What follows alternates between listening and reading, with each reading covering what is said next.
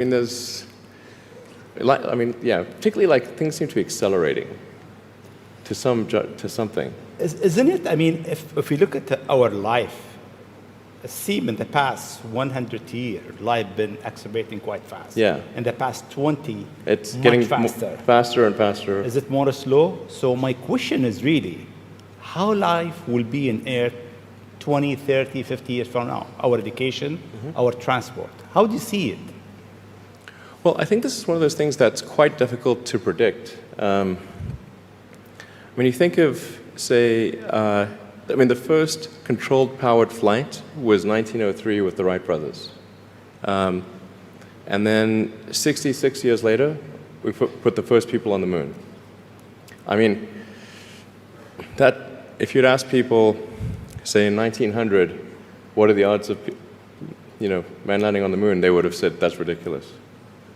And if you try to talk to them about the internet, they would not even know what the heck what are you even talking about? Like, this sounds so crazy. But today, with a $100 device, you can video conference with anyone in the world, on the other side of the world. And if you have a Wi-Fi connection, it's basically free. Free to have an instant visual communication with anyone, or even with millions of people. With social media, you can communicate to millions of people simultaneously. You can Google something and ask any question. It's like an oracle of wisdom that you can ask almost any question and get an instant response. It would have been incredibly difficult to predict these things in the past, even the relatively recent past. So I think the one thing that we can be quite certain of is that any predictions we make today for what the future will be like in 50 years will be wrong. Okay. That's for sure. I mean, I think directionally, I can tell you what I hope the future has, as opposed to maybe what it will be, because this may just be wishful thinking. I hope we are out there on Mars and maybe beyond Mars, the moons of Jupiter. I hope we're traveling frequently throughout the solar system, perhaps preparing for missions to nearby star systems. I think all of this is possible within 50 years. And I think that would be very exciting to do that. And I think we'll see autonomy and artificial intelligence advance tremendously. I think that's actually quite near term. My guess is in probably 10 years, it will be very unusual for cars to be built that are not fully autonomous. 10 years. 10 years from now. Yeah. I think almost all cars built will be capable of full autonomy in about 10 years. As it is, the Tesla cars that are made today have the sensor system necessary for full autonomy, and we think probably enough compute power to be safer than a person. So it's mostly just a question of developing the software and uploading the software. And if it turns out that that more compute power is needed, we can easily upgrade the computer. And so that's all Tesla's built since October of last year. And other manufacturers will follow and do the same thing.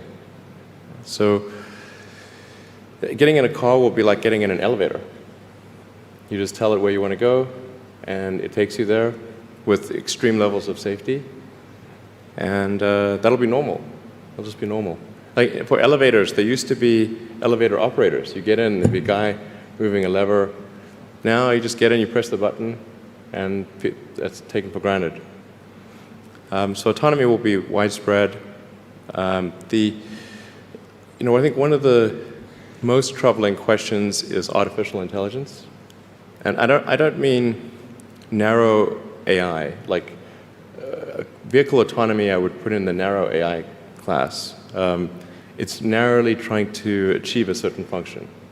But deep artificial intelligence, or what is sometimes called artificial general intelligence, where you could have AI that is much smarter than the smartest human on Earth.